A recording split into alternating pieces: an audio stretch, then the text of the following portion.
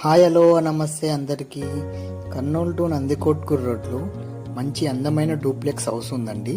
ఇది ఫుల్లీ ఇంటీరియర్తో చేశారు. దీని ఫుల్ డీటెయిల్స్ అయితే నేను దీని కింద లింక్లో పెడతాను చూడండి. హౌస్ అయితే చాలా అంటే చాలా బాగుందండి.